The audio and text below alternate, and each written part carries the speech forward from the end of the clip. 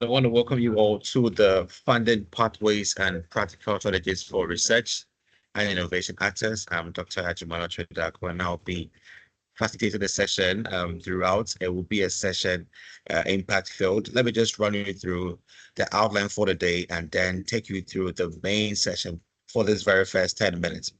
So this bootcamp series is coming off at a very important time where we have experienced a number of works in assessing needs and also feedbacks from participants. And we have developed or created this special workshop bootcamp series to help you demystify EU funding opportunities for African research and innovation actors.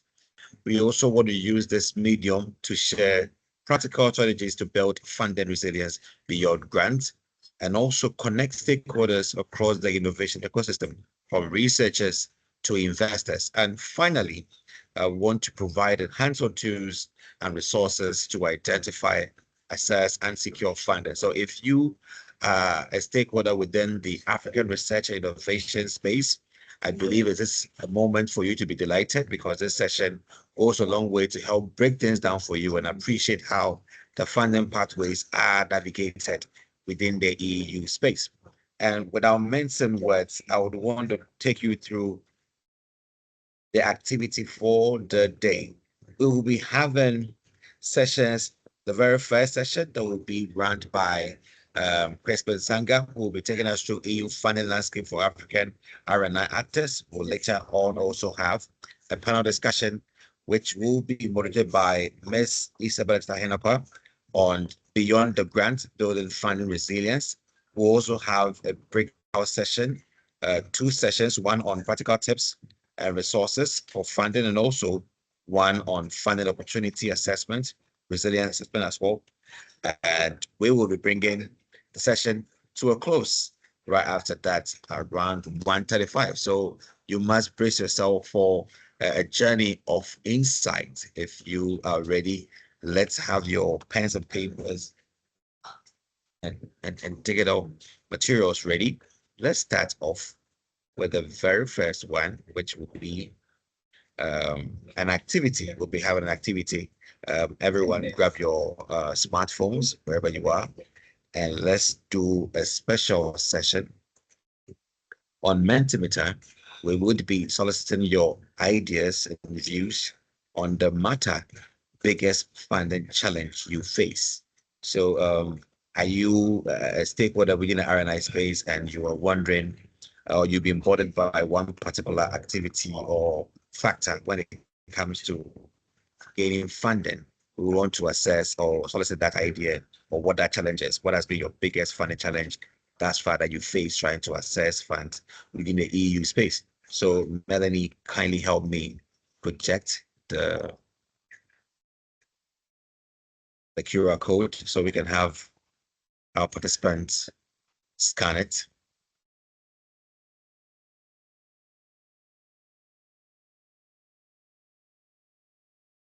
I'm sharing it. I hope it's available to everyone. Yes, I think we're seeing your screen now. Okay, wonderful. Thanks, Mel, but we are seeing your team's screen, not the QR code. Okay. Yeah. Okay, sorry. Yeah. Sorry. Yeah. Great. There's the QR code. Yeah, My so colleague everyone, Priscilla can also share the link on the chat. all right, so everyone, you can access the QR code on the screen. Kindly just do a quick dash in there and tell us what your biggest funding challenge has been thus far.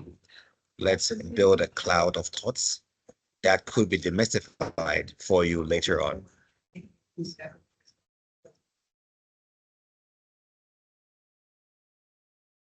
If we want to make it more powerful, I think we need to know what.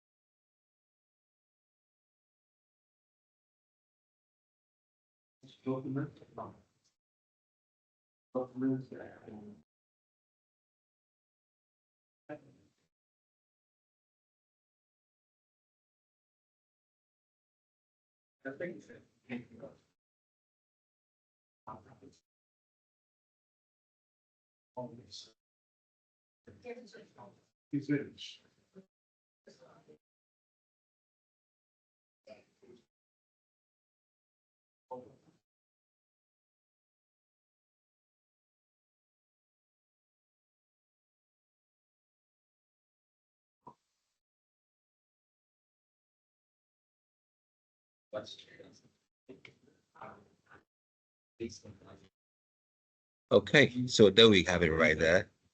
A pool of information from stakeholders about their biggest funding challenge. We can see expert engagement, budgeting, eligibility criteria, getting partners, IP spin-outs. These are all very avid thoughts, which will be needed by our stakeholders today to transform these myriad of thoughts into very streamlined action pathways for you all. So don't be bothered. We'll leave you with solutions. All right, so we've just got a minute more. Let's count down 1 minute and then we can shut the 90-meter off so we can move to the next activity. So Melanie, are we okay with the timing?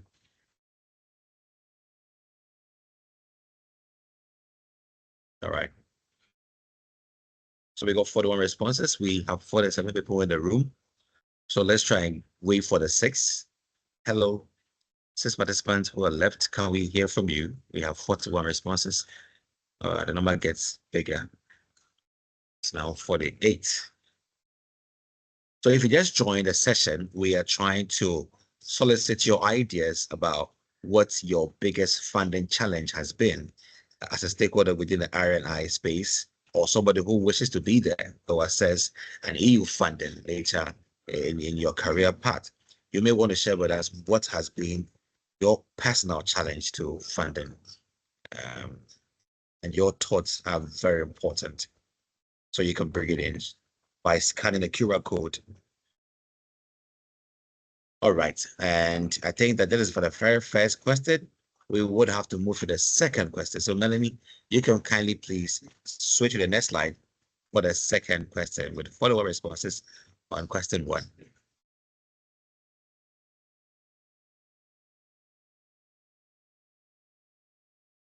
All right, so can we go to question 2?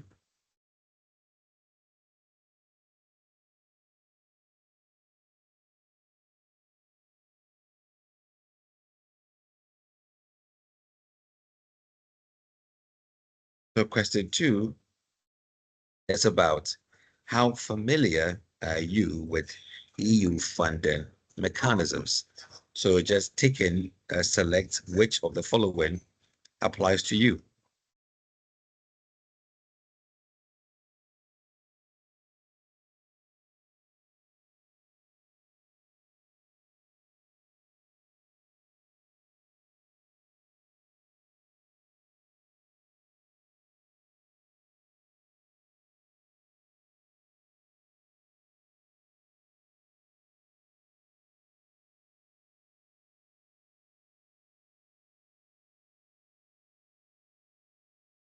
Okay.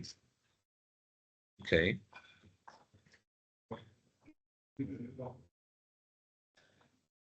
Let's keep it coming. Let's keep it coming. Let's keep it coming. We have 16 responses thus far.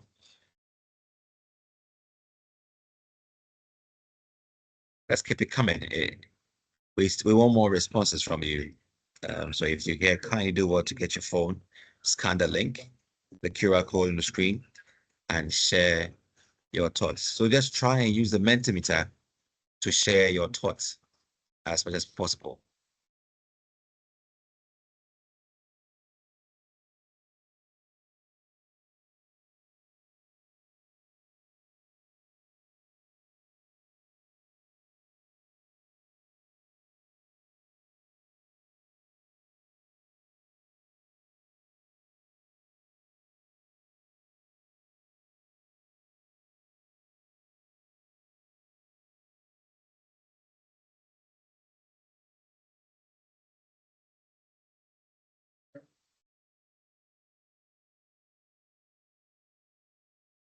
Okay.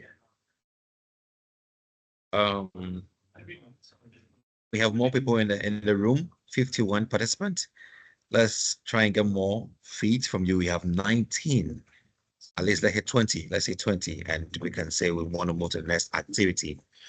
So can we get one more from the members? Let's hit 20 responses.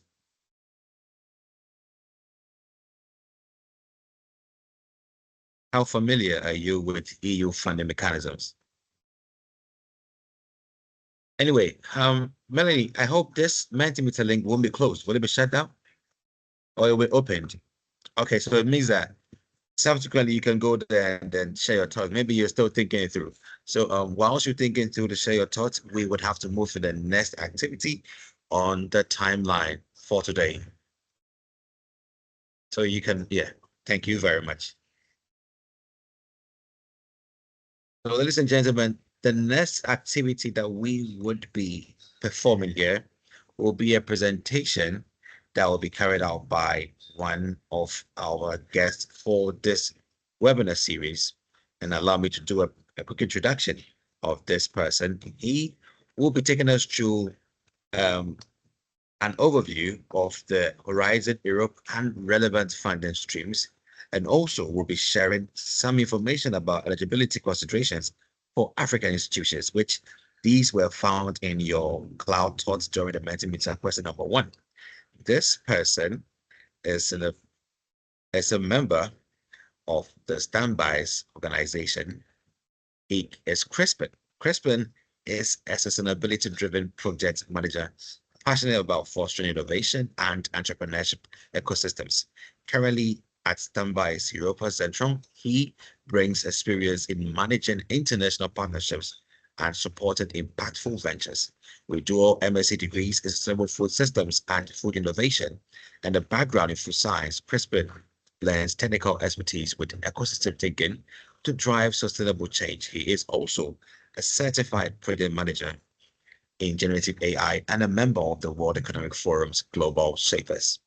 So help me welcome Mr. Crispin Sanga, who will be helping us appreciate EU funding landscapes for African R&I actors. Hi, Chris. You're welcome. Thank you, Ageman. Thank you. And So hi. You've got a radiant look. Thank you. Thank you so much, Ageman. Sure. Thank you for warming. Can you hear me? Yeah, I can hear you loud and clear. Thank you. Thank you for a warm welcome, and welcome everyone on board. My name is Crispin, as Ageman just introduced me, and to save time, I'll quickly go into the presentation. Please let me know if you can see my screen. Very visible. Thank you. Well, it's interesting to see that what we are going to be discussing now is has been highlighted as one of the challenges, let's say, during the Mentimeter polling, and so we are trying to answer some of those questions, mainly on where to find the resources and how to find the partners, what are the eligibility criteria for the EU funding, and the focus today, we are going to focus on the European funding scheme programs, mainly on the Horizon Europe program, because this is the current program. And I mean, the Horizon Europe by itself is quite broad program. So we are going to dissect a little bit more into the African researchers and innovators to see how Europe and Africa collaboration can facilitate the researchers in Africa to have access to the funding through the Horizon Europe. And just as a context, we don't want to go to dive deep into the history, but just to mention here that Africa is actually one of the priority and strategic partners of the European Union. And in this case, there is a lot of policy background to the funding that we are getting at the end. So everything starts from the policy side, and there's a lot of let's say joint documents, joint initiative between African Union and the European Union, which then gives access to the funding to the African researchers and innovators. Some of these policy, let's say, policy tools or instruments include the Joint Africa-EU strategy, which is under the African European Partnership, which is like an umbrella. And then you have the Joint Africa-Europe strategy. And then you also have the joint vision for 2030. Again, in the African Europe Cooperation, Research and Innovation, you have the African Union, European Union High-Level Policy Dialogue, which is abbreviated as HLPD, on science, technology, and innovation, which brings together mainly the ministerial from African Europe, but again with also the head of states to discuss and set the priorities for the collaboration between Africa and Europe. And the idea is, from the Horizon Europe, is that from the global perspective, collaborating with Africa to attract, let's say, the local context to finding solution to the global aspect. And on the side of the initiative from the African Union, European Union high-level policy dialogue on science, technology, and innovation, you also have the Africa Initiative. So we had the Africa Initiative version 1, and now we're on the African Initiative version 2. And this is also defining sort of priority areas between Africa and Europe. These are joint priority areas, and we have several priority areas, including public health, green transition, innovation and technology, and capacities for science. And under this priority areas, when for example, on the Horizon Europe, you have specific calls that are going into different, let's say, pillars of the priority areas between Africa and Europe. And there's several calls, and these calls are also sometimes being distributed under the specific partnership between Africa and Europe, focusing on several of these pillars. And this could be, for example, the Research and Innovation Partnership on Food and Nutrition Security and Sustainable Agriculture, abbreviated as LEAP-Agri. Then you also have the Partnership for Research and Innovation in Mediterranean Area. This is PRIMA. And you also have the European and Developing Countries Clinical Trial Partnership, EDCTP, which is mainly focusing on public health, and it came about mainly during the COVID-19 to give access to the laboratory and the vaccine during the COVID-19. And as I mentioned, so for example, if you look at the green transition, which is also a very strong topic from the African perspective, but also in Europe, where you have sort of agendas like the Green Deal, you have the Food and Nutrition Security and Sustainable Agriculture, the FNSSA, which is one of the strong and has a lot of projects under this umbrella, working in collaborative approach between Africa and Europe to find solutions to food and nutrition between Africa and Europe. But you also have the climate change and sustainable energy, where you also have sort of other initiatives like the LEAP-Agri, for example. But also for the public health, as I mentioned, you have the European Developing Countries Clinical Trials Partnership, which is now one of the strong also partnerships in Europe, giving access to African European researchers to work together to find solution to the global public health problems.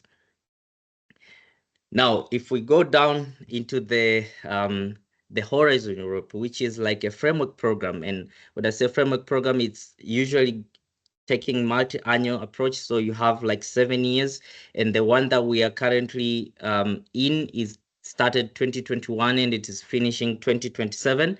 But then it is also broken down to small, let's say, batches. And for example, now we're waiting for the work program 2025, but we have the calls from 2022, 2024, and of course, we'll be having the calls 2025, 2026 to 2027.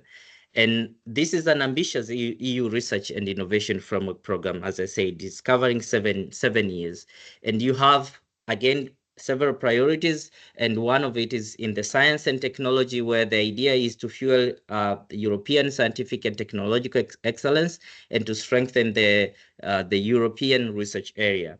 And you have also priority in the society to tackle policy priorities, including the green and digital transition, that twin transition, and the sustainable development goals. And you also have ambitions for to boost the European innovation uptake, competitiveness, and the jobs. This is on the economy side.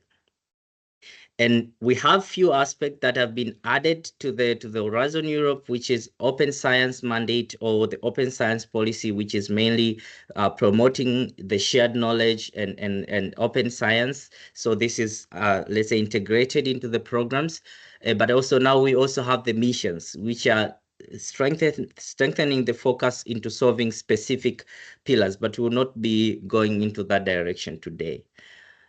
Now, the structure of the Horizon Europe in general, it is like, from the outside, it's quite complex, but I would say I would try to focus on the main aspects that are relevant to the African researchers and innovators in this case. So you have the entire program being divided into 3 pillars. And of course, you have one pillar, let's say, which is cutting across everything. And in these pillars, that's where it is seated, or let's say it's host several strategic areas and strategic topics. For example, you have the pillar 1, which is about excellent science. And in pillar 1, some of these terminologies might be very relevant to you. So you have, for example, the European Research Council and the Marie Curie and the research infrastructure. So this is mainly focusing on the research side. And then you have the pillar 2, which is the global challenges and the European industrial competitiveness. This is one of the pillars where you have the clusters, so the topics into cluster format, and the Joint Research Center. And most of the programs that are, let's say, welcoming African researchers to apply and African organizations to participate are also hosted in the pillar 2. And of course, you also have pillar 3, which is innovative Europe. As you could see, this is mainly focusing on the European side to support the competitiveness of the innovation ecosystem and to boost, let's say, the startups and the likes. So you have the European Innovation Council, the EIC, you have the European Innovation Ecosystems, and again, European Institute of Innovation and Technology. And underneath, or let's say the overarching of it, is the widening participation and strengthening of the European research area, where you have the widening participation and spreading the excellence and the reforming and enhancing the European research and innovation systems. And so we'll try to highlight a little bit every pillar, and I'll try to emphasize on the areas where, like, the African researchers could find relevant synergies. For example, in the pillar 1, where we are talking about reinforcing and extending the excellence of European science base. So you have the European Research Council, the ERC, which has some opportunities for the researchers, and some of the African researchers could be eligible to apply. And this has a budget of 16 billion. And then you also have the Marie Curie actions. So this is, I think, one of the most famous one, because it is allowing mobility programs between researchers from research institutes from Africa to Europe and the vice versa. But then we'll also see how to go about it. So you have to look for these opportunities. You have to contact the potential host institute that is interesting to you, and then you can have the possibility to participate into this kind of a program. But you also have the research infrastructure, which is mainly for the European, let's say, research institutes. And then for the pillar 2, as I mentioned here, it's a broad, and let's say the focus of the African Union, African and European cooperation in research and innovation is usually being exploited into this pillar. And you have several calls, and they are divided into different clusters. For example, the first cluster, it's on health. You have a very relevant cluster, cluster 4, which is in digital, industry, and space. You also have cluster 5, which is on climate, energy, and mobility, and cluster 6, which hosts a lot of, because we have the FNSS, for example, the food and nutrition security, where you have the food, bioeconomy, natural resources, agriculture, and and environment. But you also have the JRC. And again, just to dissect it a little bit more, so you have most of the budget allocated to this part because it's quite huge. And for example, for the Horizon Europe, you have the budget of 53.5 billion allocated or distributed throughout the clusters. So from cluster 1 on health to cluster 6 on food, bioeconomy, natural resources, agriculture, and environment. And most of the projects, for example, collaborative projects that African researchers and European researchers come together to find solutions, are usually distributed on these clusters, and as we will see in the next steps. So this is again trying to highlight the distribution of the budget, and you can also see the focus of the commission in terms of the where do they put more budget. In this case, you have, for example, the digital industry and space, because we are talking about digital twinning, so transition to green and digital. But also you have the same, more or less the same budget for climate, energy, and mobility. So these are let's say the two that has the most budget. But of course, you also have a lot of money allocated for food, bioeconomy, natural resources, and agriculture. And of course, the same goes to health. The pillar 3, as I said before, this is mainly focusing on the European innovation ecosystem. And you have the European Innovation Council, European Innovation Ecosystem, and European Institute of Innovation and Technology.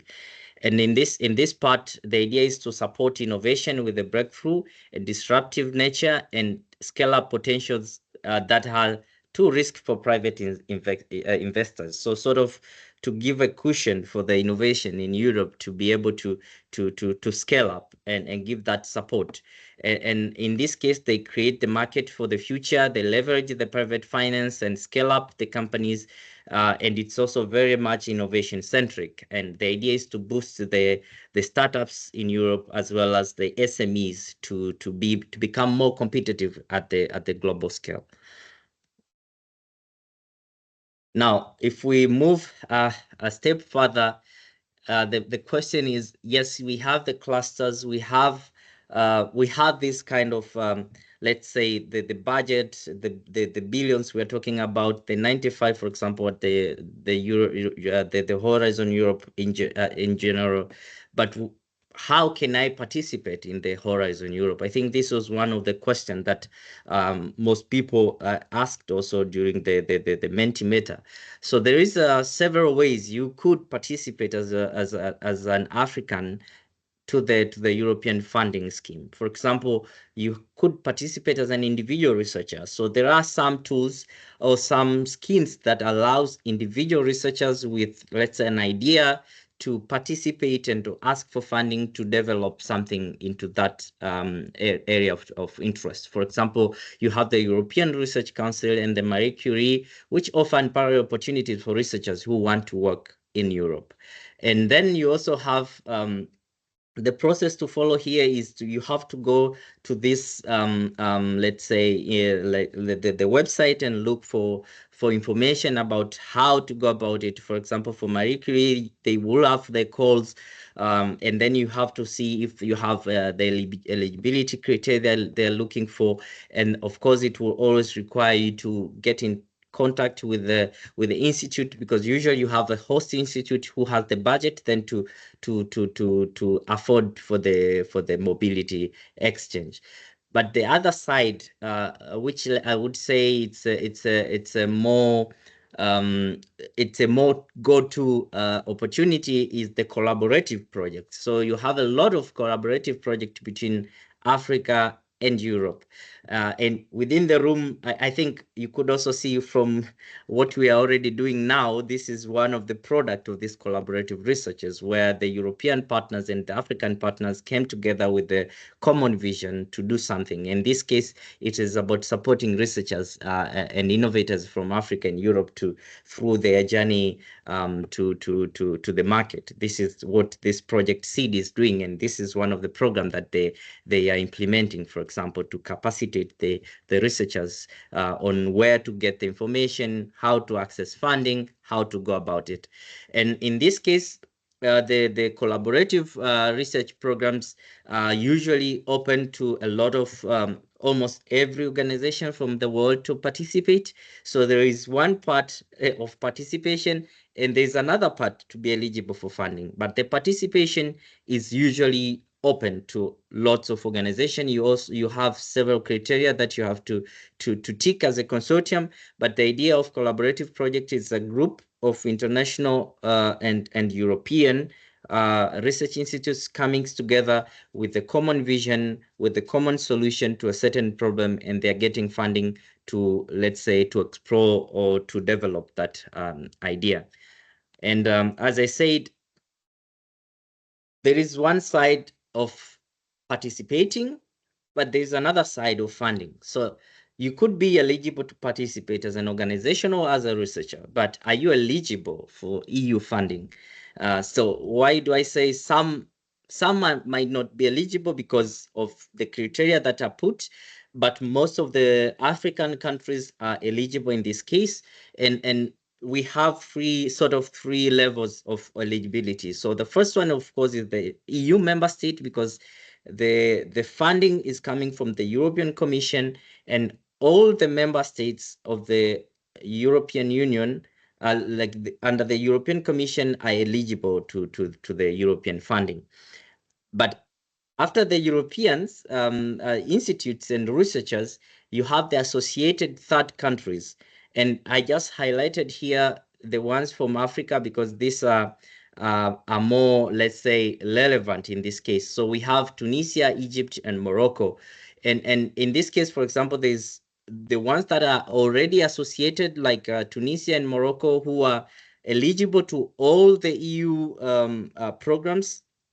But then you also have Egypt, as I put here, which recently, just this is the post of last week, as Egypt and EU got into an agreement and successfully concluded the negotiation for the association to the Horizon Europe. So as of now, Egypt is also joining the club of Tunisia and Morocco to have the leverage of participating into all the funded the Horizon Europe projects as having the same privilege as the European member states, for example. But we also have the third category, which is mostly focusing on the low to middle income countries, which are automatically eligible for the funding. And this includes a lot of countries.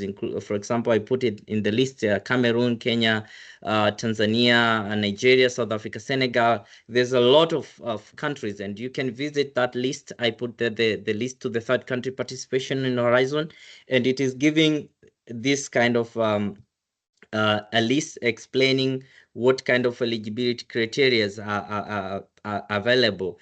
And this is one side. The other side is that in most of the calls, specific calls, they usually already announce which countries in Africa, for example, are eligible.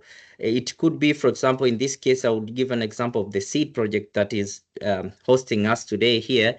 It was already giving access to only the sub-Saharan countries, sub-Saharan African countries. In this case, you couldn't invite, for example, a partner from Egypt or from Morocco because they were not eligible in this particular call. I will give also another example. For example, now we have the tentative work program for the coming year, and we have a GenAI for Africa call. And in this case, they are already mentioning that we are looking for living labs in Africa in any member state of the African Union. So in this case, you can select whether it is from the north, from the south, from the east, or from the west, or from the central. But sometimes they are specifically saying we are looking for example, living lab in East Africa. So in this case, it is only eligible for the East African partners. And one of the other conditions usually is that because it's a European funding, it requires at least 3 member states from Europe. So 1 from one country and at least 2 from other member states of Europe. In that particular case, you cannot apply for funding with a consortium comprised of only African members. so in this case, for example, if you are African consortiums and you look for funding, the first thing will also be to look for European partners who wants to be part of that consortium and join your effort and have a consortium and write for that particular proposal. And on the other side is the same. So if they are the European researchers wants to go for a particular call that already mentioned that there is a need for the African partners, these European partners have to look for particular African partners to join their consortium to be able to fill the eligibility criteria for the proposal writing. And there's a lot of tools that you could use to find the partners, and it could start from the official tools. For example, from the Horizon Europe, you have the partner portal where you can look for different partners, but also it depends on the networks, and this particular session could also be a place where you could find sort of interesting, because in this let's say session today, we have partners from Africa, we have researchers from Africa and Europe alike, and you could also use this kind of networking events to be able to meet and connect with relevant let's say relevant researchers or organizations who you could potentially in the future go together and write a proposal. So I'll try to put the links in the chat afterwards for you to have access to all this. And I think at the end, Mr. Egeman will be happy also to share the slides so that you can have access to the links, because I have attached the links in the slides as well.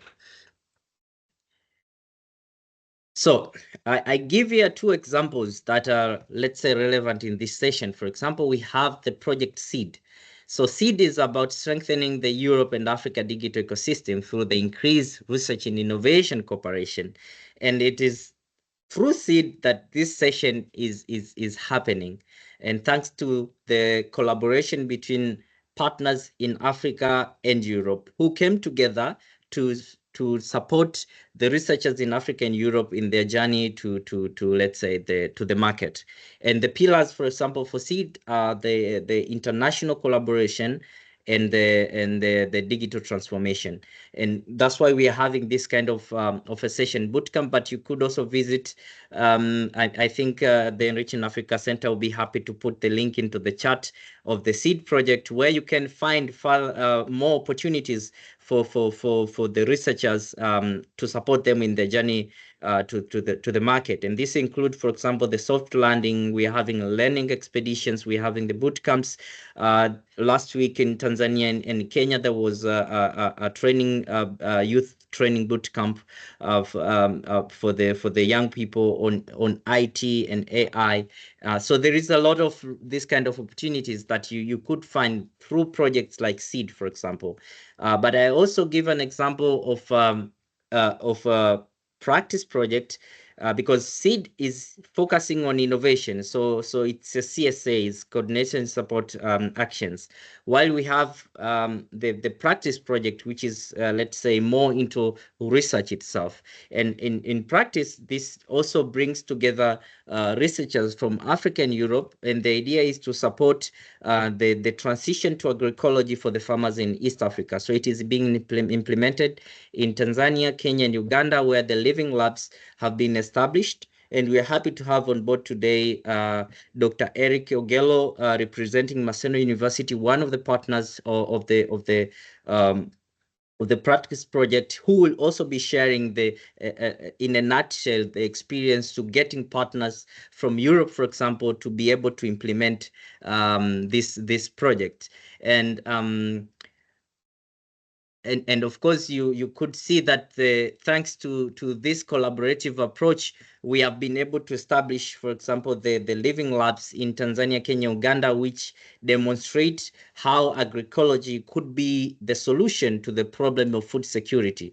Just a quick snapshot, for example, you see in the picture here, this is Practice Host a Living Lab Open Day in Tanzania, where there's a very, let's say, demonstration, a very well built demonstration site to train farmers on how to integrate For example, in Tanzania, they're integrating the poultry farming to fish farming to the vegetable farming. So you have an integrated system, and you're also using the solar panel. And this is being funded by the European Union, and it is a collaborative approach where you have researchers from Africa, from different universities in Africa, including Ruforum. You have you have the Maseno University. You have Sustainable Agriculture Tanzania organization, and counterparts from Europe, for example, coordinated by the Hochschule Karlsruhe University in Karlsruhe in Germany.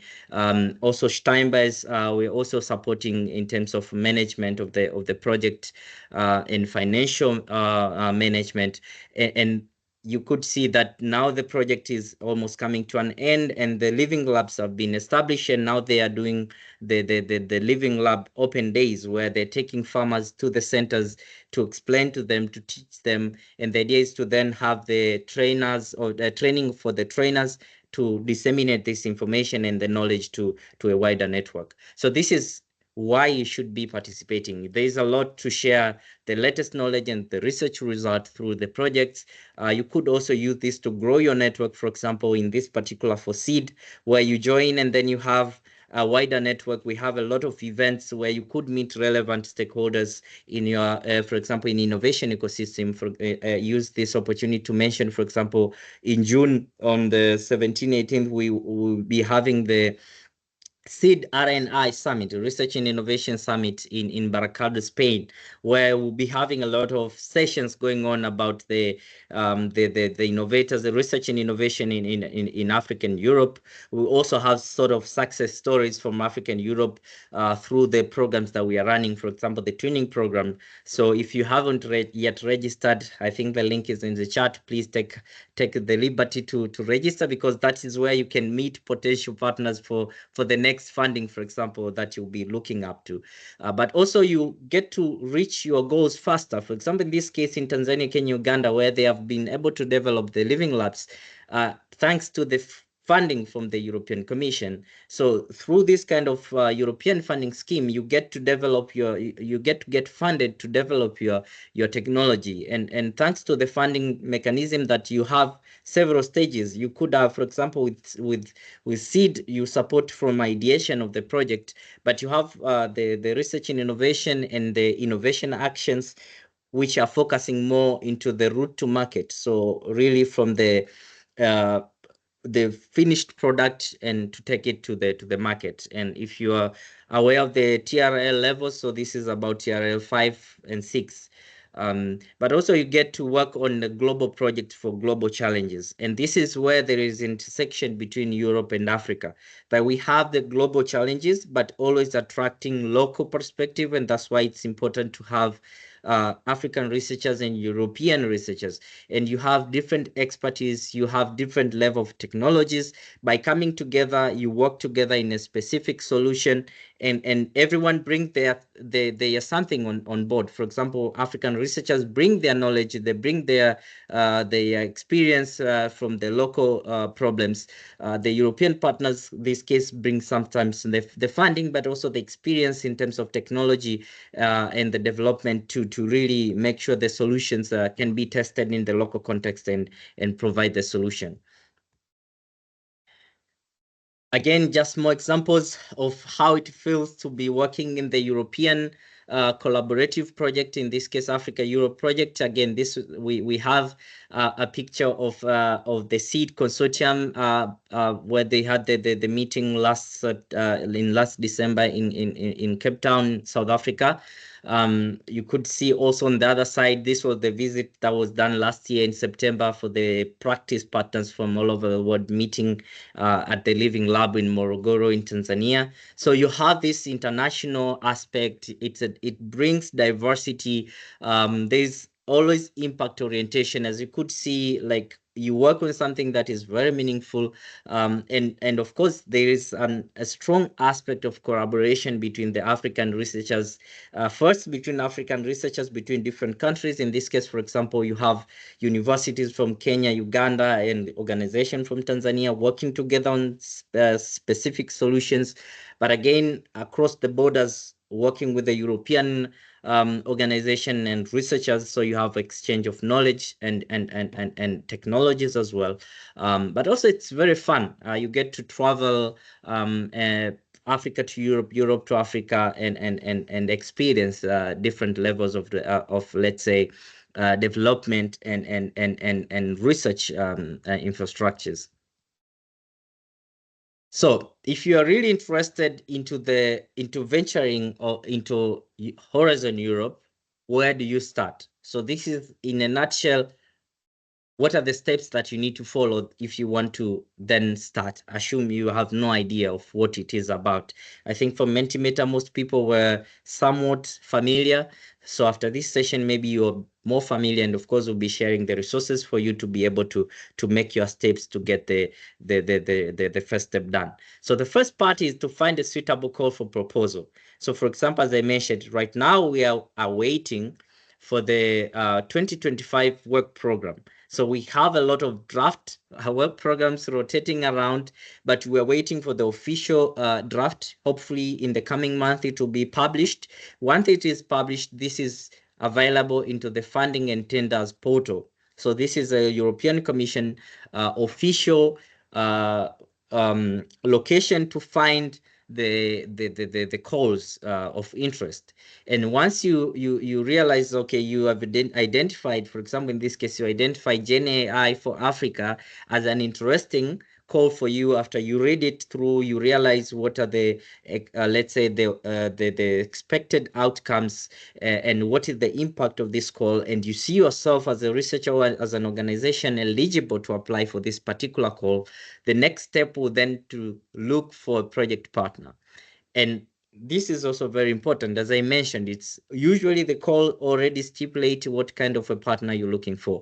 And sometimes it's also giving a tentative number. So you could have, for example, 3 partners from Africa and maybe 2 partners from Europe, but you could go beyond. Most of the projects start from about 10 partners to 15, 20, and I've been part of the project where you are having almost 40 organizations.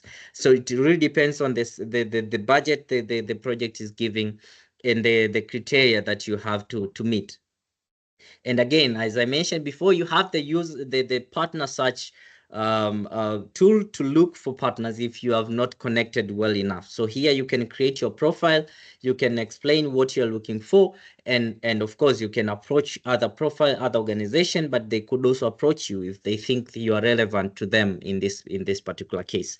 And then the third step is to create an EU login account. So you always need to have an account, and this goes hand in hand with the number 4, which is registering your organization. This is very important. So most of my experience in the past is that some partners will be African researchers will be looking for partnership for collaboration with European organizations, but they haven't yet established this process. And just to mention, this process takes some time. So if you are looking to, for example, collaborate in the coming calls, it's important to already start setting up your profile and registering your organization right now, because it takes time before you have the identification code, also known as a PIC or PIC code or PIC number. And this is the number that you have. It's used by the Commission to identify specific organization. And it's very important if you are keen into venturing or looking for funding in the European Horizon Europe. It's very important to have this PIC number, because once you are embodied in a consortium, they will be asking for this PIC number, and it's important that you have that. And once you have that, the proposal then is the proposal writing process initiates. And of course, you always need to have a coordinator. This is very important in looking for the project partner, because if you have several partners but no one is able to coordinate, then there's no chance that you're going to submit the proposal, because you always need a project coordinator who is going to be shaping the approach to the call that you want to respond to. But once you have the consortium ready, you all have the identification code, this is the PIC numbers, and you have the concept ready, then it's just writing the proposal, and of course follow the process to submit the proposal. And as I said, currently we have the 2023-2024, the course that's still running and almost coming to an end. And we are waiting for the work program 2025 to be released, hopefully very soon. And there's several links here you could have. You could check if you want to familiarize yourself with the topic of European of Horizon Europe project, and of course the course proposal from the EU funding and tenders portal. Now, running to almost the end of my presentation, I have given here a few examples of other sort of opportunities that could be interesting for the African researchers. I would mention here we have Euraccess Africa, which is one of the, let's say, important tools for you to explore. They are usually posting a lot of opportunities about for the African researchers in collaboration to Europe, for example. So just visit the Euraccess Africa portal and you can have access to a lot of opportunities. Also in mobilities, they're also posting a lot of jobs and careers for the researchers in Africa and Europe. And of course, as I mentioned, the mobility program. So this is a exchange program between Africa and Europe Research Institute or individual researchers. But I also mentioned about the EDCTP, which is also giving a lot of calls in global health and public health in general. And this is one also a very specific example of public health collaboration between Africa and Europe. And it usually supports a lot of research. And you could visit their website and you could see some of the calls that have been published. I'm aware that there were calls that were I think coming to an end in this month, but they usually have several calls coming in the future. I also mentioned, I put here from Euraccess, you have for example, the event ERC grant for researchers based in Africa. This is happening in May on the 9th in English. So you can also scan the QR code and have access to that. I think it will be very informative for the researchers to know how to go about this kind of ERC grants if you are a researcher in that case. Just to give more context, there's this development smart innovation through research in agriculture. This is DESIRA, which is almost coming to an end as well. You could also find some opportunities in specific organization, for example, the GIZ, which is a German development organization, giving some of the funding through the tenders to some researchers and innovation actors in Africa as well. You could also look at different national fundings. Maybe it takes more time, but it could be an area you could look for opportunities as well. But I've also put the development aid. So there's a lot of other tools, and one step is to get into the ecosystem, and the ecosystem always have the way to show where to find this kind of opportunities. And that is marking the end of my presentation. This is your path through the EU funding. A little bit about Steinbeis. So we are also based in Germany, and we are giving this kind of support to find the funding and also through the proposal writing and also participating in the project. And we have been working in Africa for quite some time now. We have coordinating the Enriching Africa project, which came to an end and gave birth to the Enriching Africa Center.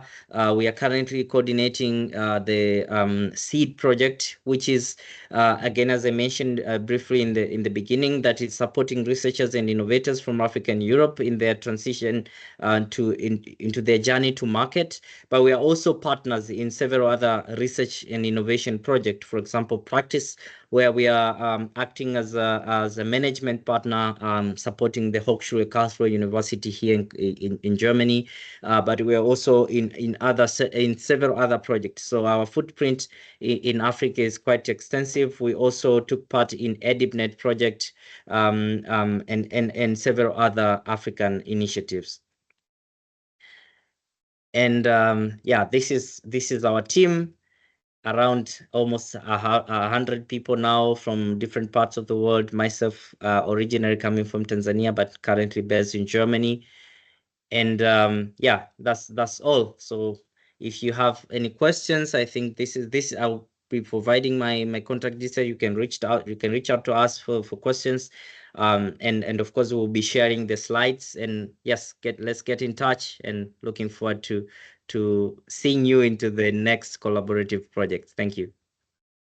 Thank you very much, Mr. Chris Pensanga, and I believe that he deserves a round of applause. Put your hands together for him. His presentation has been very in-depth. He has really shared a lot of information with you all. I would say people who are already aware and those who are already getting to know about the EU funding pathways, you would appreciate what Chris has done. Very, very, very in-depth, and you would want to follow up with him. He has details on the screen. So send him an email for more information. We believe to clock this out seamlessly.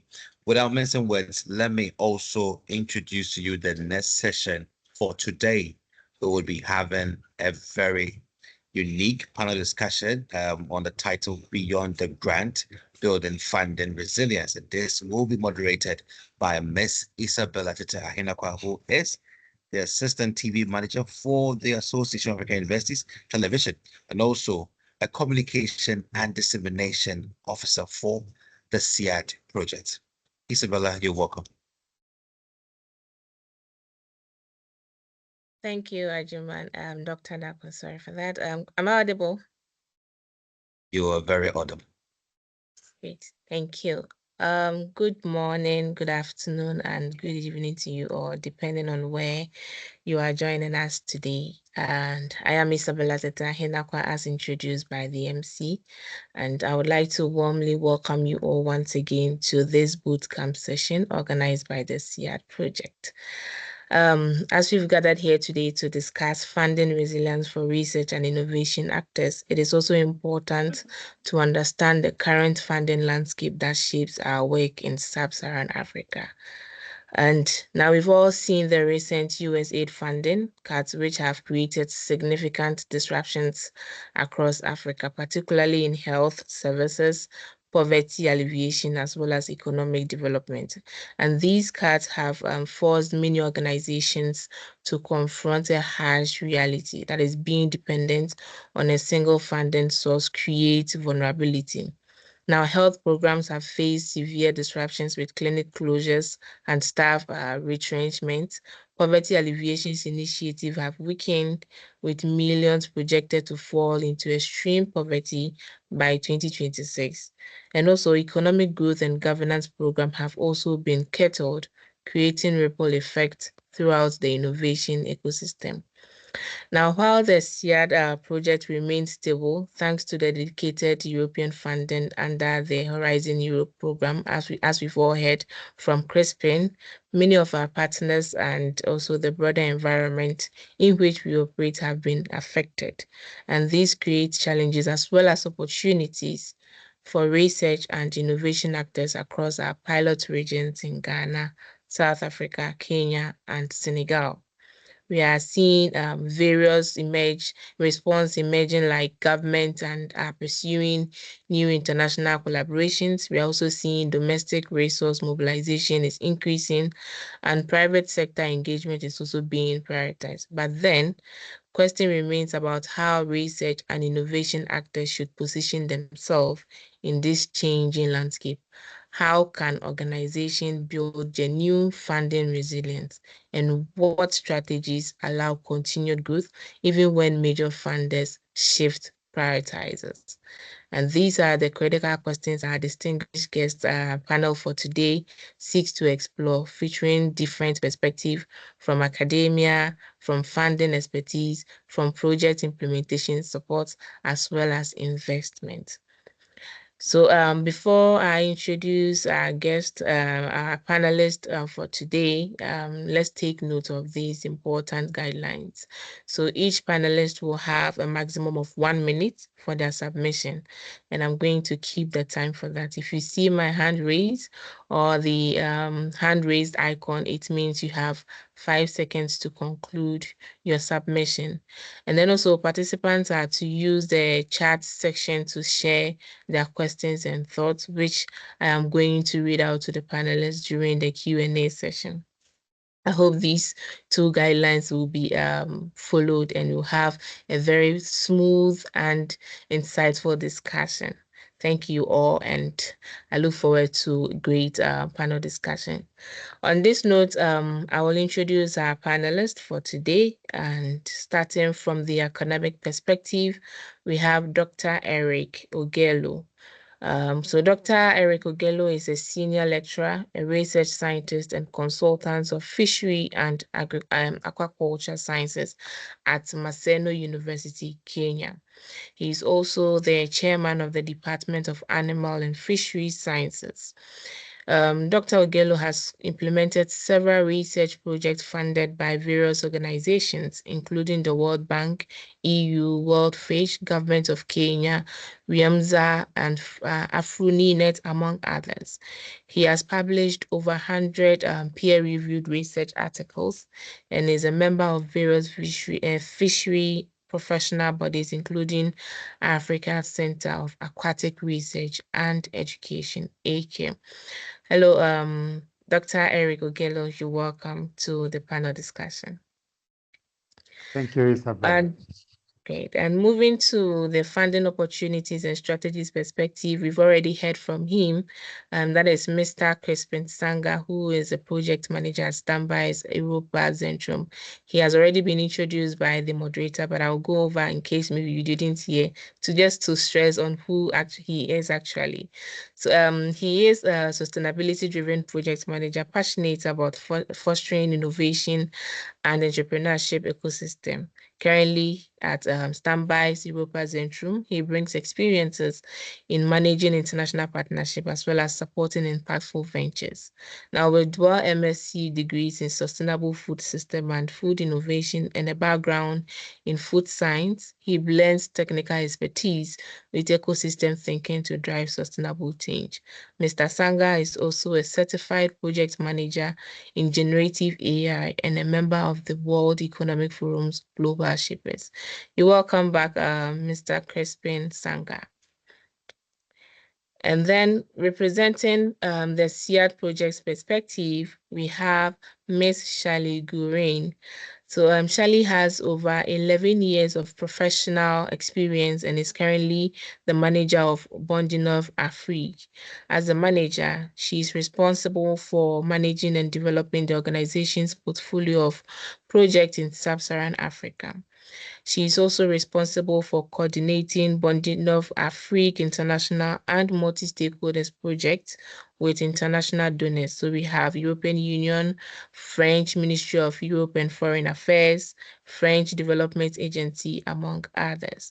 Now, before entering the West African entrepreneurship ecosystem in 2017, she gained experience in international project management and communication fields. And since then, her personal and professional experiences have allowed her to get deep understanding about both rural and urban West African entrepreneurship states. Her background includes international multi-actors program coordination and management and user-oriented programs conception and field deployment. Also, as an entrepreneur coach for over 7 years, she designs, develops, and runs programs for entrepreneurs at all levels of maturity. You welcome Ms. Shali to the panel discussion today. And finally, from the investor's perspective, we have Mr. Antoine Baysac. Now, Mr. Baysac is a passionate innovation professional empowering startups and ecosystem across Europe and Sub-Saharan Africa. At BPI France, he drives cross-continental collaboration through EU-funded projects like the SEADE and Eclipse, connecting public procurement and venture capital with research and innovation. With a background in international management from SEMS and SEADE and professional experience spanning business development and procurement, he brings a global mindset and a results-driven approach to innovation policy and ecosystem. You're welcome, Antoine, to the discussion today. And I'll take this great. I'll take this opportunity to welcome you all. If you can turn on your camera so that our participants will see you before we begin with the discussion. Charlie, if you can turn your great. Good to have you all.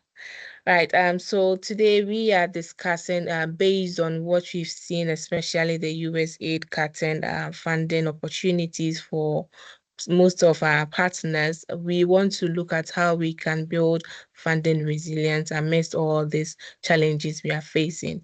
And it's very interesting, also good to have different perspective for the discussion. As I mentioned, we have that from the academia, we have that from project implementation, we have that from the investment perspective, as well as that from the finding opportunities from the EU and AU funding opportunities. Now, my first question will go to all the panelists. Now, in light of these challenges, as I mentioned, what are the most urgent funding challenges for research and innovation actors in your sector? And I'm going to start from the academia perspective. Mr. and Dr. Eric, if you can, what do you think? What are some of the most urgent funding challenges research and innovation actors face in the academia sector? Well, thank you so much, Isabel, and thank you for panelists and the viewers and the listeners. Well, it's a tricky balance, Isabel, because in the African context, what we have specific research themes that perhaps are very, very within the context of Africa. And if we look at, the foreign funding, sometimes they don't really blend so perfectly with the themes of what Africa needs. And so we get a lot of challenges on that. And I think this is a wake-up call for the Africans to look at their domestic resource mobilization, really to be able to strengthen their own local research. I'm also looking at the public-private arrangements, which I think is a tool that has not been properly exploited within the African context to be able to, connect the academia, academic sector responding quite seamlessly to the private players, so that we have the private players really funding some of the research activities that are directly responding to the needs of the community and the needs of the industry. I think that is one of the gaps that is still not very properly covered. Over to you, Isabel.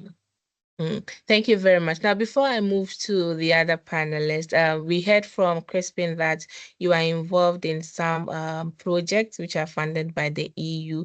Now, if you can maybe share your experience so far with these European Union funders, and also what has been the experience with these funders so far? Well, thank you. That's indeed very true. I think the first, very difficult experience was to getting the partners. And as we saw the Mentimeter was saying it all, really. The first thing I would say is networking and outreach, which for us, it has played very well on our scenario. Being able to, have a broad based network of partners and then collaborators. And this also through conferences that probably we attend and existing contacts. Of course, also within the institution, we have, for example, the directorates that probably are just working on outreach and linkages. But again, also in terms of the operational approaches, we have very strong innovation and incubation hubs, for example, in our own context. And I think this has enabled us to connect far and wide in the entire space in the world, where we showcase agri-smart technologies, agri-technology transfer techniques, and they're quickly picked up by young people and the industry. And I think it also plays in the marketing framework so that people can be able to to connect. But again, we are within the practice project. We found ourselves in the consortium. Of course, we were strongly within the EU portal. We met there with other partners, and we found it very interesting. So far, so good. The project is almost ending, and we have, of course, established quite interesting implementation framework on the ground, including a decision support tool, which is an IT-driven intervention, and of course, looking towards to changing or transforming agroecology within Kenya, Tanzania, and Uganda. Thank you. All right. All right, thank you very much, Dr. Ogello. Now back to Shali. Would want to hear from the project implementation perspective. And the question is, what is the most urgent funding challenges researchers and innovators are facing with regards to USAID cutting funds to Africa, and what do you think are the most funding challenges from your perspective? To you, Shali. Thank you, Isabella. Can you hear me? Yes, we can hear you. Yeah, great. I think I have an issue with my camera, which is switching on and off. But I will try to switch off as I can. But thank you for this question, and hello everyone. It's quite tricky to say what are the most urgent, but let's mention some of them. Definitely, accessing to long-term funding is something that when you discuss with the stakeholder from the ecosystem, it's something that rises within the discussion. There is also the R&D and seed capital, which is also definitely a tricky challenge. And also the training, capacity building, and skill transfer that also has been raised by different stakeholders. And actually, within the SEADE project, we also run interviews with the key stakeholders from the 5 pilot region in order to identify what are the gaps in several topics. And one of the topics was definitely about the funds. And so this study will be released and revealed by the end of the program. So definitely we will be also happy to share it with the participants to have a more in-depth into these questions. And to finalize, I also fully agree with what Dr. Ogello said regarding that the USAID funding cuts. It's also definitely a signal for us and for all the stakeholders in Africa to think and to try to disrupt the system to change it. And definitely there could be avenues like drafting hybrid and sustainable public-private partnerships, as Dr. Ogello said, also maybe mobilizing more the diaspora, etc. All right. Thank you, Shali. Would want to hear from the investors' perspective, some of the most urgent challenges that research and innovators are facing. Antoine, what would be your submission on this? Thanks for having me. Yeah, as Shali said, it's a bit hard to define the most urgent one. But from the exchange that we had with the stakeholders that we know, meaning startups, their biggest urgency is to kind of move away from their usual clients, because the way startups and I'd say spin out from universities, so already commercial projects are experiencing these cuts in funding, is that their clients are not able to order anymore, so they have to find new clients, and so they have to pivot from the usual business model, and that's what we're seeing. Like SEADE is supporting entrepreneurs. We're having a pitching session this afternoon, and one of the startups that is pitching is actually raising funds in order to kind of adapt their product to a new market, to new customers, to different kind of clients that is not relying on funding, like grant funding.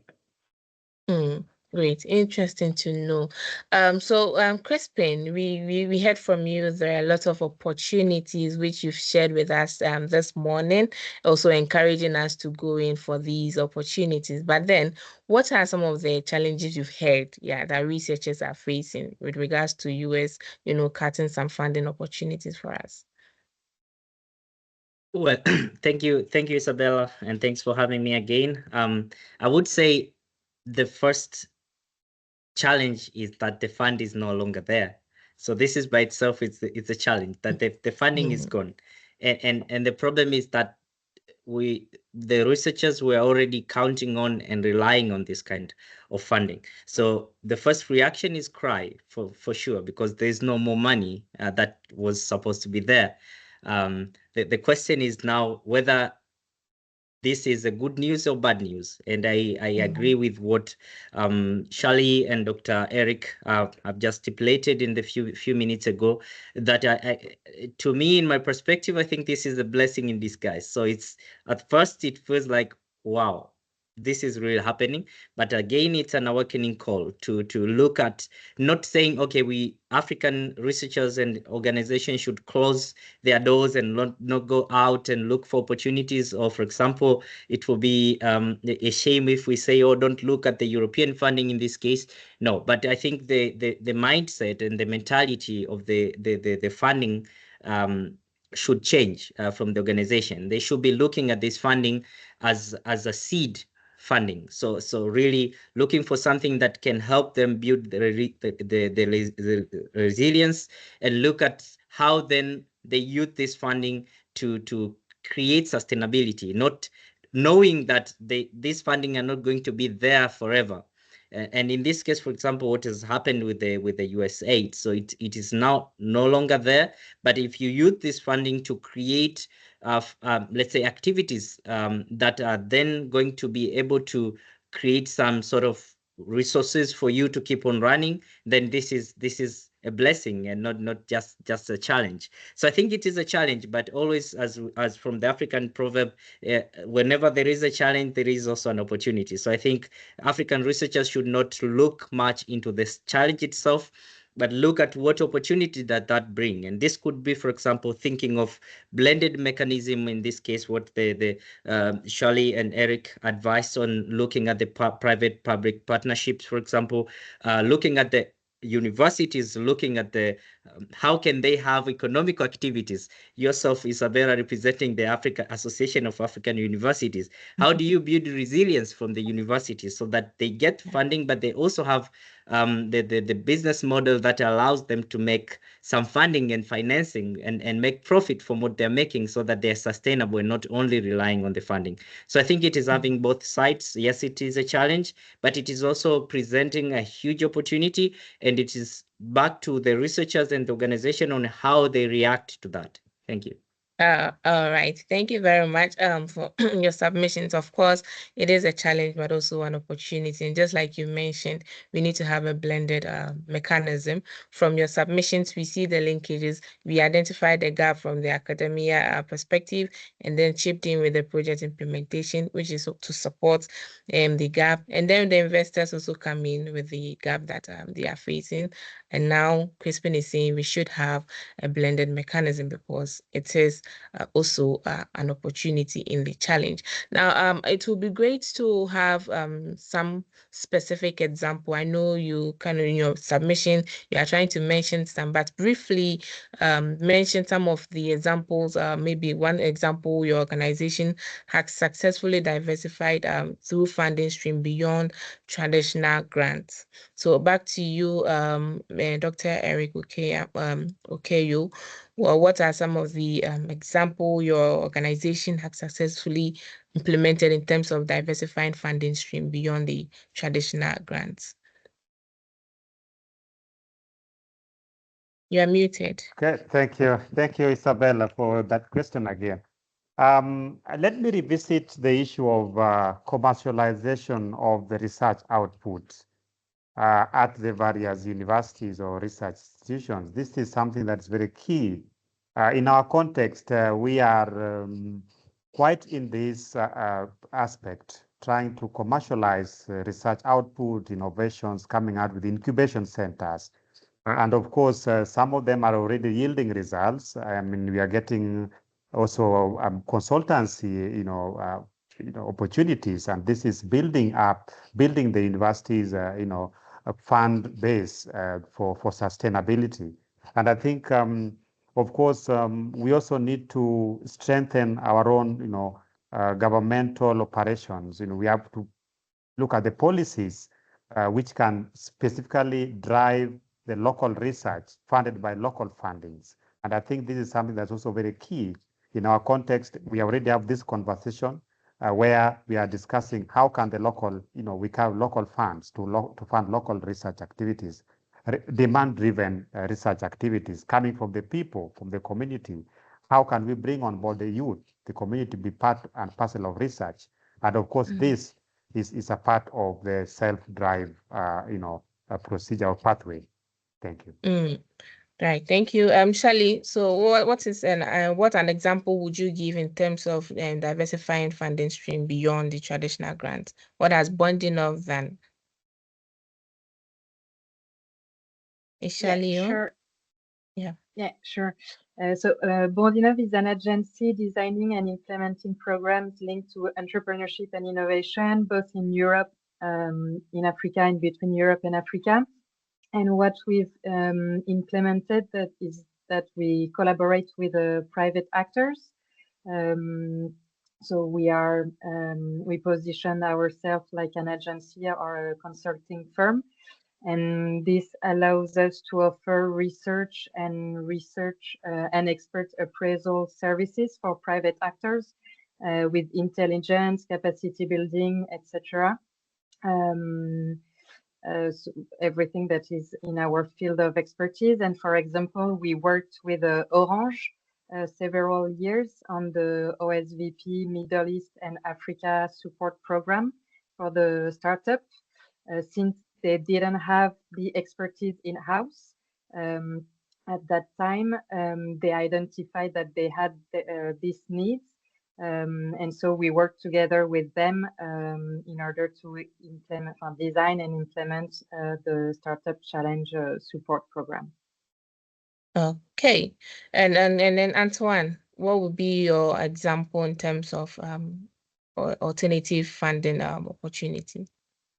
Yeah, sure. So it might be a little bit of a specific case, but just for everyone's understanding, so what we do is that we're ecosystem builders, right? We bring international investors to look into certain regions or certain topics, and the way we found to kind of divert from grant funding, whether by the EU, by France, by doesn't matter, is to go and talk with our end users. So usually we will receive grants or funding from, I'd say, a higher up institution and the targeting a specific ecosystem, trying to help them. What we've done is talking with directly with the beneficiaries in this ecosystem and see how we can work together. And so our funding is a bit more diversified. It's a lot of work, to be honest, because you have to talk with more people. You have to find exactly what is their pain point and how you can help them. But talking directly to the end user can be a good way to diversify your funding sources. Very, very true. And Crispin, what would be an example? Briefly, one example. I mean, to be fair, as Time-Base, our main, let's say, business model is supporting innovation, and I would say we are relying heavily on the European funding. But slowly but surely, the company has also been, let's say, growing into having diversified portfolios for business models. So, for example, we have the business development unit, which is doing consultancy and supporting for the proposal writing and all that kind of stuff, which is not entirely relying on the funding. But we also have the organization, the event organization team, which organize events and this kind of things. So of course, not only looking at the funding, but trying to come up with different approaches, which then make it possible to have alternative sources of funding rather than only relying 100% to the Horizon Europe, for example, or the European funding or the national funding, as Antoine mentioned. Yeah. Right. Dr. Eric, okay, you made mention in your submission, as part of the ways or strategies to get funds aside the traditional grant is to commercialize research output and research findings. Now, one of the major challenges we all know faced by universities is the gap between your research project as well as the marketable innovation. Now, if you are saying we should commercialize our research funding, now what approach has your institution taken to bridge the gap, ensuring there is sustainable funding? Yeah, thank you, Isabella, for that again. I think exactly what we are doing is we are so strong in agro technology, transfer, innovation transfer, where we are now really not into the labs, but we have removed the white coats, we have taken the gumboots, and we're actually working with the community. The lab is now transferred to the living lab. It's now in the field. And so what we are seeing is the young people, we are helping the young people to write award-winning research proposals. And the university as a backing agency is helping the young people to implement those research the projects in their specific farms. And what we are seeing is community are adapting more and more, to this research innovation that we have done, and they are in the shelves and they are published in some high-end journals, not accessible. And then this is also a platform to get these innovations, technologies out to the community. And I think this is one way that has really helped work for us at Masen University. And so we have been able to see technologies, climate smart technologies, fisheries, like, for example, aquaponic system. We are also having one of the state-of-the-art biofloc technology in our university, and of course also in the local community, adopted by young people, and of course by investors that are, understanding this concept. So with that particular framework, we have been able to attract, funders, unique funders like MasterCard Foundation is coming in, and of course the GIZ is also coming in. These are unique funders that are coming to, to join, not in addition to the conventional funding agencies. Thank you, Isabel. Right. So if I get what you're saying, meaning you have to engage with the community to be able to close that gap so that they'll get used to what you are doing. And when it's done, you have the product, they are able to adopt or buy it or, make use of whatever you are producing. Now, my next question will be still looking at what is happening with regards to USAID funding, the cutting of funding. How do you envision establishing partnership, especially with private sector? Because you made mention of the community. Now we are focusing on the private sector and then the industry to develop additional funding stream while you are also upholding academic integrity, especially scenarios where funding may not be available. That is a tricky balance again. In our context, this is something that has not been very adequately explored. I mean, the PPP arrangement where, universities working directly with private partners, where we have private partners, the industries, funding research, specific research activities in the African context has not been adequately explored. And I think this is a gray area that really needs to be looked into.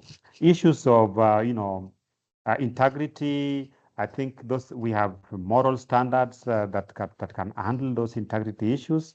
But again, what we are seeing is consistent, drive and demand, even for the government circles, that people need to do collaborative work in an ecosystem-based approach, where all stakeholders are brought together and people discuss these problems together.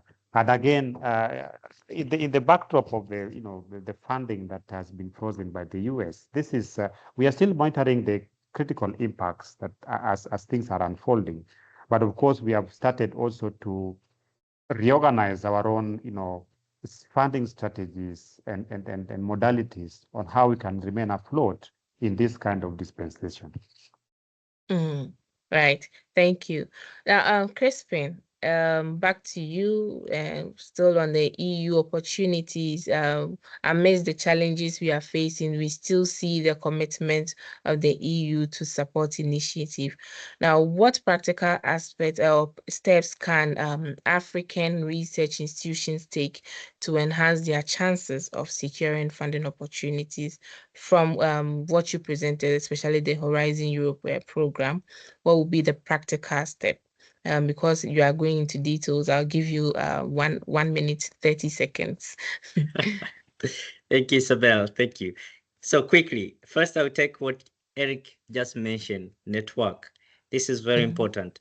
Get out of your lab, get out of your university, go out to the events, visit different platforms and meet people, because this is where opportunities lies. So this is the first part. But second part, I think it's not just enough to network, but build the capacity. So this is one challenge. For example, African researchers have a lot of issues, for example, with the awareness and knowledge into topics like intellectual property rights.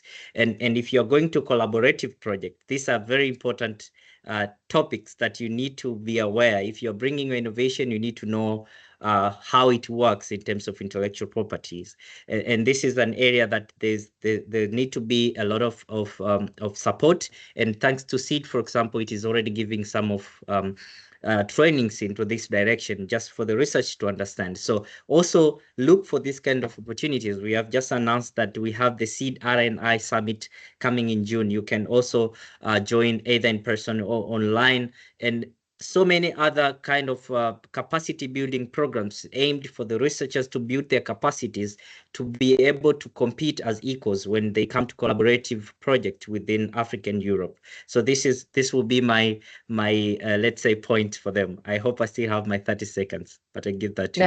Yeah, you have 10 seconds. Thank you very much. And to Shali, so through your work with Bondinov in Senegal, now we want to look at the funding models that have emerged in response to funding cuts or shift in West Africa. What has been some of the funding models you have used so far? Yeah, thank you, Isabella. I think currently it's still too early to draw a conclusion. But as said before by Crispin and also Dr. Ogello, they are still the EU funding and also the national funding from EU countries. And we are also saying it again that we believe that funding models combining both private and public donors could also be an interesting funding models, which also implies to involve multiple contributors from various countries, for example, various types and various profiles of donors and funders, which allow the actors, the research and innovation actors, to be more resilient than if you only rely on one single source of funding. So definitely it will be interesting to follow what will emerge at the end, but these are some avenues. Now, picking from what Crispin mentioned right now before you came in, I think he mentioned that some of the opportunities he had is bringing on board, and we all know that another opportunity is access to funding. Now, what specific support does the SEADE project really provide to help organizations create more resilient funding strategies? If you can share with us the specific opportunities in terms of access to funding. Yeah, sure. But first of all, I would say that this bootcamp session is definitely about capacity building, or let's say having more information intelligence regarding the fact of helping organizations to develop more resilient funding strategies. I think that Crispin, for example, already shared a lot of information, a lot of inputs that everyone can dig into more after this session. What the panelists are saying, Dr. Ogello, Crispin, Antoine also is about this. There is also within the SEADE project the opportunity for youth and women to prototype and test ideas for technology transfer via the Digital Youth Training Program, which occurred few weeks before. There are also capacity building because there is this bootcamp session, but there are also other bootcamp sessions. There were also webinars organized. And there is definitely this will to upskill the actors' capacity and also about building resilient funding strategies. There are also networking opportunities. Since within the SEADE project, we organize reverse pitches and e-pitching sessions.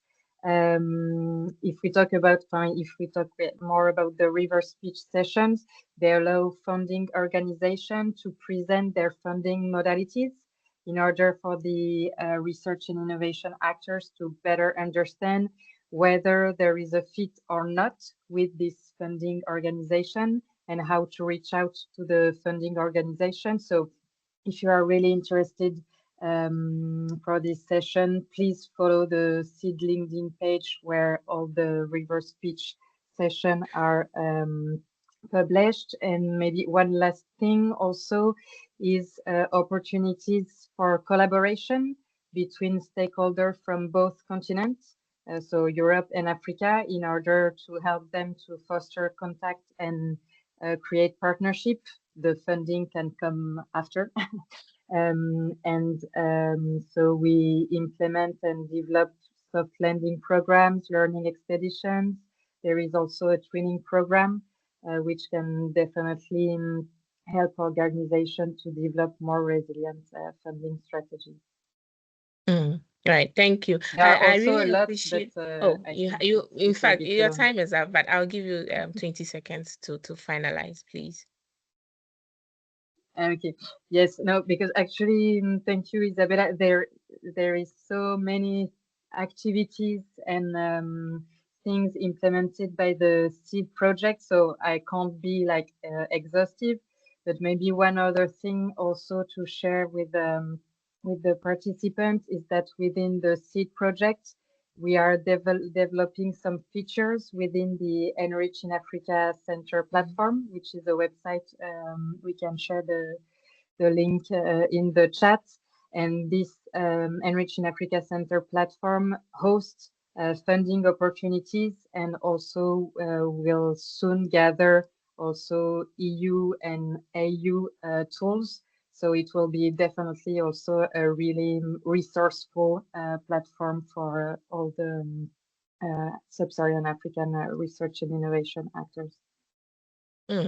Thank you. So as I was saying, I really appreciate how, although we are looking at how to attract funding and also the opportunities available, I like how it's not just about getting the funds, but also building your capacity. And that is one of the things you are all mentioning about. You build your capacity so that should you get the opportunity, you fit to the eligibility criteria and be able to 100% get the funds successfully.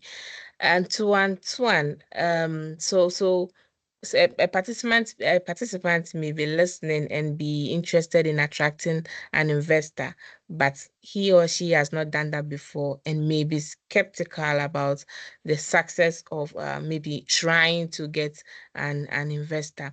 Now, what advice would you give to such a person who is looking forward to, attract private capital for the first time? Well, thanks, Isabella. I'll try to go straight to the point because there's a lot of good say. But it depends on who you are. If you are a research institution or if you're from a research institution, the best way to do it is spin-off. I think we mentioned it already a couple of times today. There's only a few spin-outs from universities to startups in Africa in comparison with what we see in Europe. And that's a pity because they are win-win-win kind of endeavor. For research institution, it means developing IP without funding researchers directly. For researchers, it means they have access to a lab and to resources while still working on what they want, doing it independently. And for investors, it is a great guarantee on the technical validity of the innovation. So if you are working with a university or with a research institution, please try to do something directly out of the lab, because it shows expertise. Now, the general advice is to stay aware of what's available. So, for instance, Charlie mentioned it, we're having research speeches within SEADE. The reason we're having them is because every investor or every accelerator, every incubator has a different, what we call thesis, meaning they only invest or they only support a certain kind of companies, not because they are focused on this, but yeah, actually they are focused on this, but because they think that this area is the one they have expertise in, or because they think this area is the most important one for the upcoming years. So you really have to understand what investors are investing in before trying to attract funding. So having a good understanding of what investors are investing where, and same for accelerators, is really important. And then you have to find like a business application to your product. A lot of the researchers we have amazing technologies, amazing research, but once again, they're not thinking about the end user and how that could benefit the people in the very end. That's what investors want to hear. Right, thank you. So before we move to the Q&A session, this goes to all panelists. You know, communication is vital when it comes to sending your impact, as well as letting people know what you are interested in, as well as what you need, that is funding. Now, how should research organizations adapt their communication and also positioning to appeal to alternative funders? Now, Mr. Dr. Eric, okay, or maybe from the academia perspective, how should universities communicate, and also in terms of positioning to appeal the alternative funders? I know we are in need, we need help. How should they communicate that?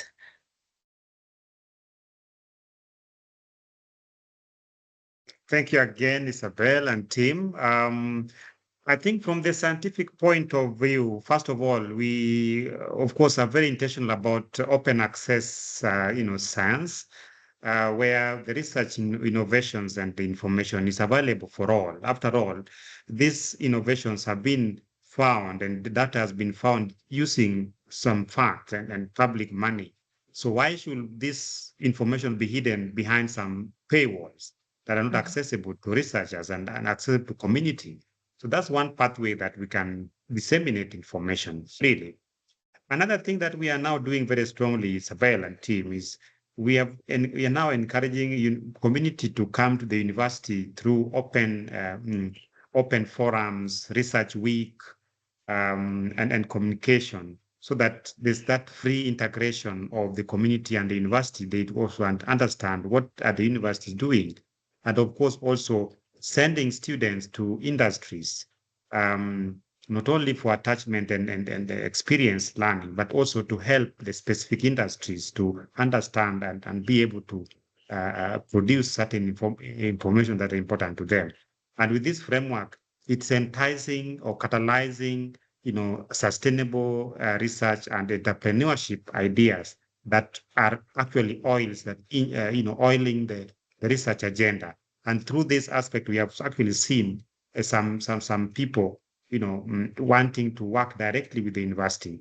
And I think it's a positive thing that needs to be nurtured even by other partners. Thank you, Sandra. All right, thank you. And Antoine, back to you from the investor's perspective. How should we communicate and also positioning ourselves in terms of appealing for funds? Well, I'll come back to what I was saying before. You need to try to switch your argument from I am doing something exceptional to I am doing something that could be great interest for you. So we are working a lot of deep tech companies, so very straight out of the lab ones in Europe, and that's the same train. We see researchers that are very focused on the excellence of what they're doing, which is of course very important, specifically when you're working on research, but that lack the vision of the end user and how exactly we could implement it, who am I going to sell it to, or who can it be useful to. So this is an important step back to take, I think, if you want to attract private money, because private investors or even founders, if they corporate or anything, they will want something out of funding you, much more than for grants. Right, thank you. And to you, Shirley, how should we communicate and also position ourselves to appeal alternative funding? Yeah, sure. But first of all, I would say that what Antoine said is really useful since he represents the investors.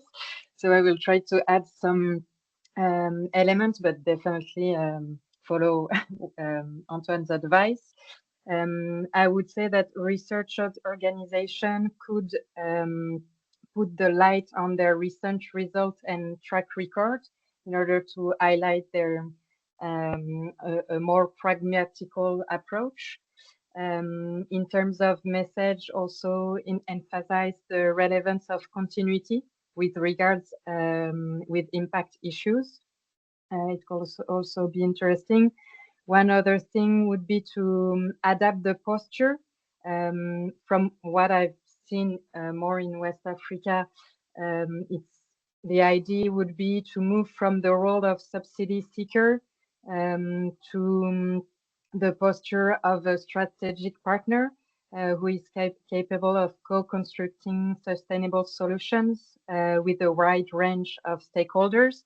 So we are not in need, but we would like to partner together, and also adapt the pitch. If you are talking to, let's say, to private investors, they are quite different from institutional actors, and so they don't necessarily seek the same thing. So I think what Antoine said regarding the user-centric approach, the benefits of your solution for the users, it's really going in the same direction and really insightful. Thank you. That is really great to know. And to Crispin, we know you are an expert in terms of what the EU really wants to see from us and also what they want to hear from us. And maybe miraculously, we may get an EU funder reaching out to us privately to say, I've seen this and I'm interested. I want to fund you to continue. So what will be your advice in terms of communicating and also positioning ourselves to appeal alternative funding? What are the EU looking forward to see from us? Well, that's a very tricky question to answer, but I think I have nothing new to add from what Dr. Eric, Antoine, and Shirley have stipulated. There's mixed of to clearly state, let's say, what are your vision, then the mission, the impact, sustainability plan. In the EU currently, for example, there's a very strong focus to also engage citizens, so citizen engagement. So this is going back to what Eric said. How do you engage with the community and have this local context to the solution that you are developing? So there is, I would say, it is blending what my other contributors have already put together, and just to be very clear in what you want to achieve and what you're looking for. Right. Thank you very much. We'll move to question and answers. Maybe take 1 or 2 questions from our participants. Maybe we'll just give some 2 minutes for that, and then we wrap up. Please, any questions? Let's engage our panelists. They've shared with us some of the opportunities as well as strategies to building funding resilience. We are just hearing from the US. We don't know what is coming in the next future. So if you have any questions, this is the opportunity to engage them.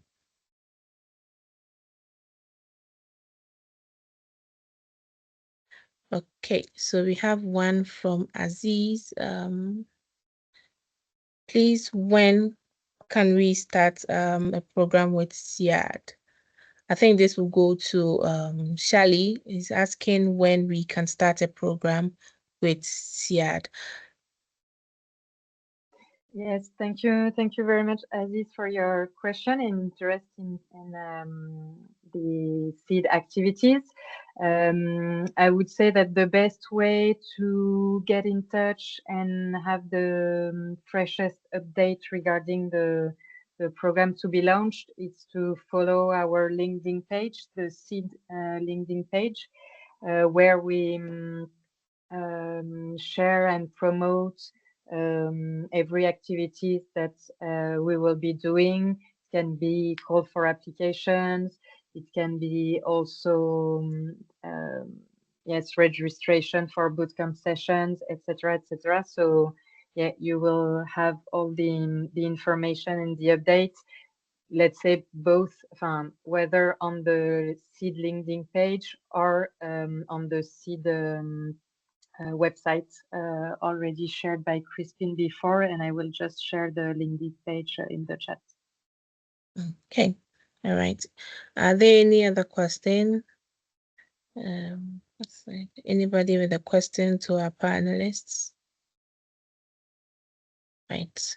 I just got an alert that we are almost due with our time.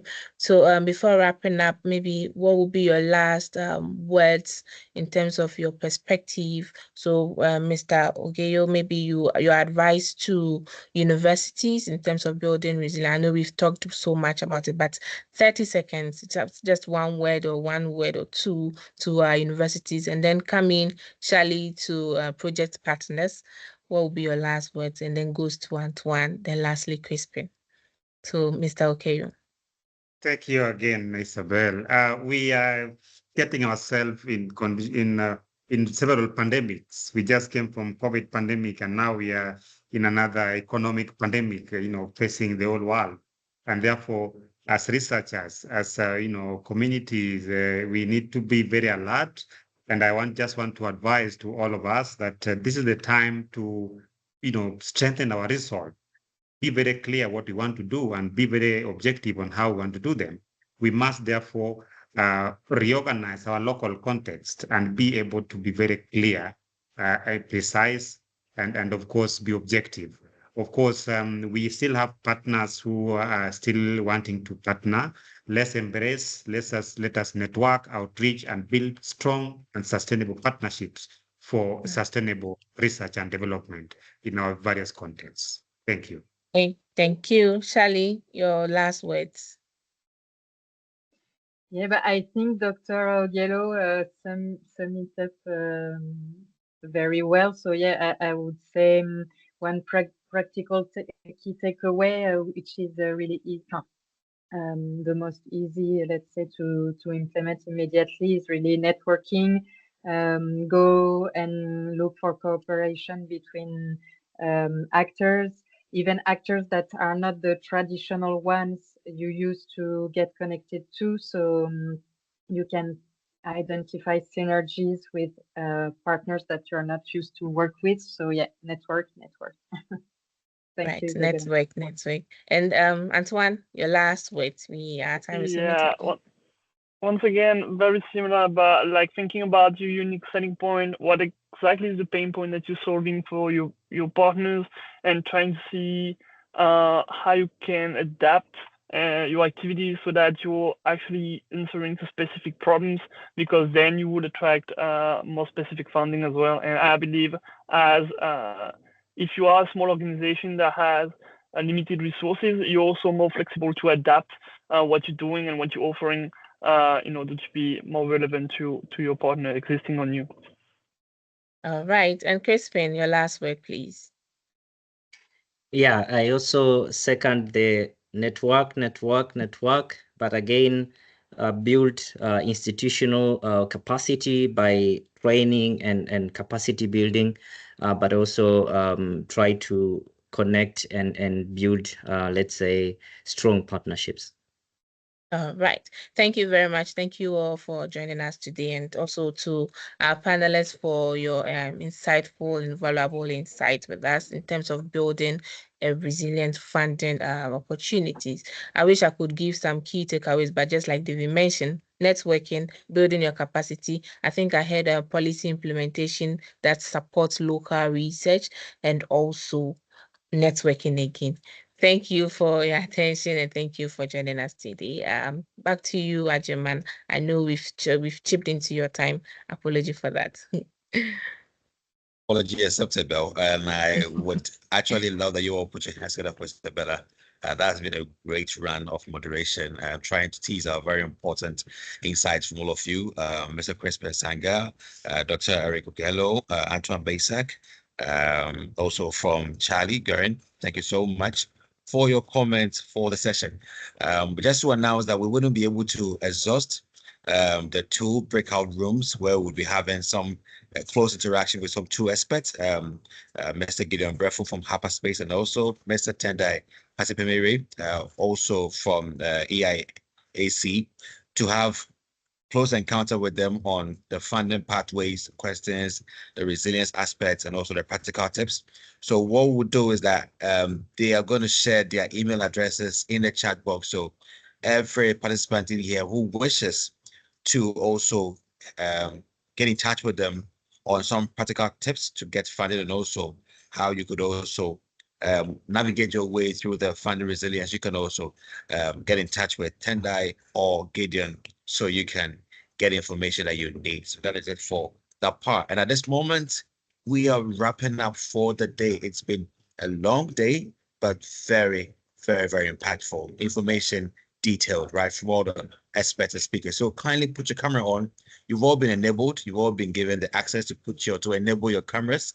At this moment, we're going to have a group photograph for our archives and social media promotion of what session we've had today. So kindly let's see your face. Give us a very buoyant smile and let's take a photograph.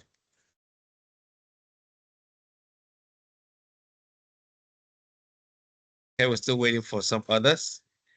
John, Slim, nice seeing you. Dr. Claudia, Itoro, Nina, Ismail, magnifique, magnifique.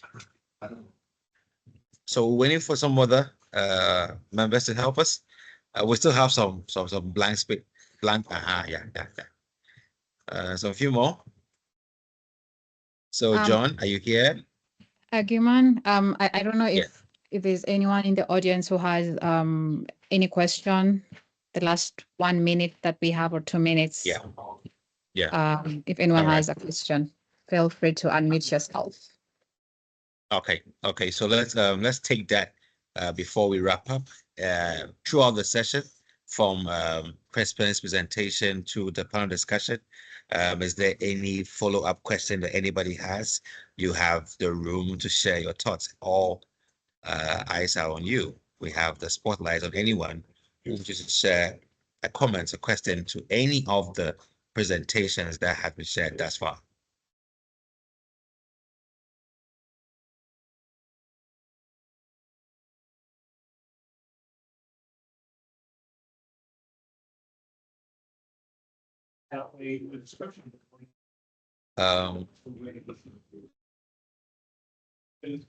Not to the chat box, just unmute yourself and then tell us.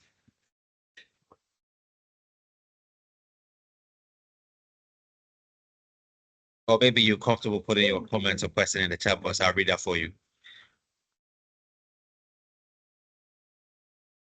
There's several questions in the chat, Agiman. Yes. I'm trying to refer in there.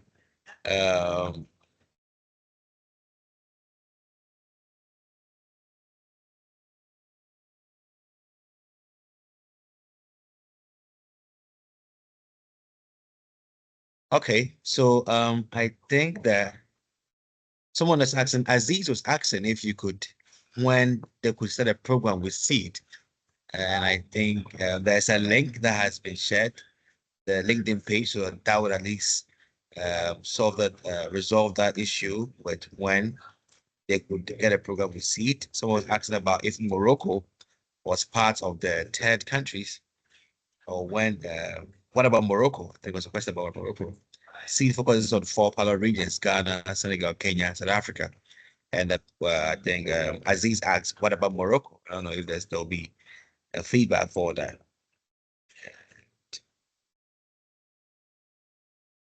So they were just inquiries on what had been shared requiring about the pilot regions and why some countries are not part of the pilot region. So yeah, there's that. Yeah, Crispin, do you want to answer or should I answer? I mean, Yeah, I can yeah. answer from the from again, as I mentioned during the presentation, some calls are giving specific, let's say, direction. In this case, for example, for this particular call, where SEADE came as a project, they wanted implementation in the sub-Saharan Africa. In that case, already the north part of Africa was already excluded in the specific call. But there are other calls that could be engaging Morocco. And maybe, Charlie, you can answer from my perspective of programs, whether they could participate in some of the programs that are happening. Yeah, sure. Thank you, Crispin. So there are these 4 pilot regions, but depending on the activities, for example, if you are based in Cameroon or any other sub-Saharan Africa countries, which are not from the 4 pilot region, but you are, for example, interested in implementing partnership with, let's say, for example, Senegalese stakeholders, you can definitely apply to the call for application. Or, for example, if you are based in Tanzania and you would like to develop partnership with South African stakeholders, you can also apply to the call for application. So this is a way it can work too. And unfortunately, regarding North Africa, as Crispin said, it's not only about the consortium building, which excludes North African actors, but they are not also eligible into SEADE activities, which is really specific to this program. But I'm sure there are other programs which includes North African actors.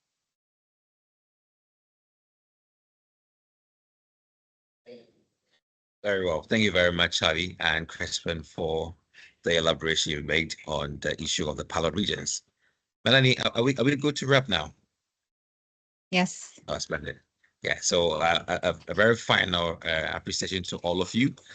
Your presence and your time for this session is so overwhelming. I want to say thank you very much for taking time with your busy schedules to make it for this session, and for our special guest who also supported in explaining and all helping us demystify our funding pathways to the EU portals.